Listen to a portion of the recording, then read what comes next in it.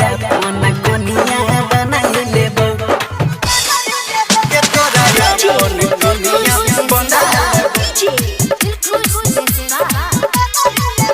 तोरा अपन बहू बनाई लेबो के तोरा अपन कोनिया बनाई लेबो अपन घर वाला के मना लेबो हम शादी करैले मना लेबो तोरा अपन बहू बना लेबो के तोरा अपन कनिया बना लेबो अपन घर वाला के मनाई लेबो हम शादी के लेल मनाई लेबो तोरा अपन बहू बनाई लेबो के तोरा अपन कनिया बनाई लेबो चुपे चोरी नहीं करबो धूमधाम से गे चुपे चोरी नहीं करबो धूमधाम से चुपे चोरी नहीं करबो धूमधाम से चुपे चोरी नहीं करबो धूमधाम से पूरा गौवा कली बात जाना देबो गे तोरा अपन बहू बनाई लेबो गे तोरा अपन कनिया बनाई लेबो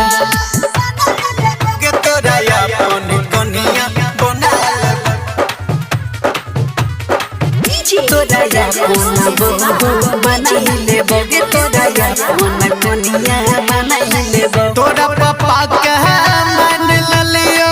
अखने अपन ससुर के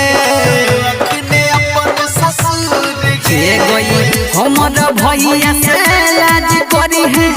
अगर तो तोरा भसुर गे मम्मी भाभी से मिल कर है मम्मी भाभी से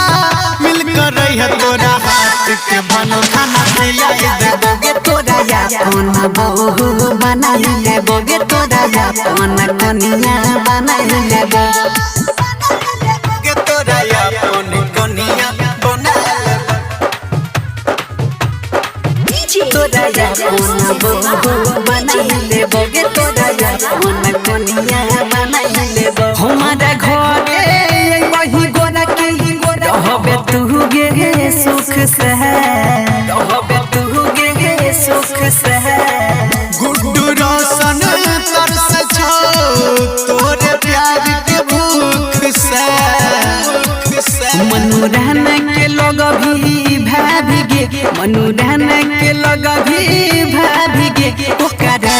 गे ठीक से जाना देबो गे तोरा अपन बहू बनाई लेबो गे तोरा अपन कनिया बनाई लेबो। साई रिकॉर्डिंग स्टूडियो दिल्ली।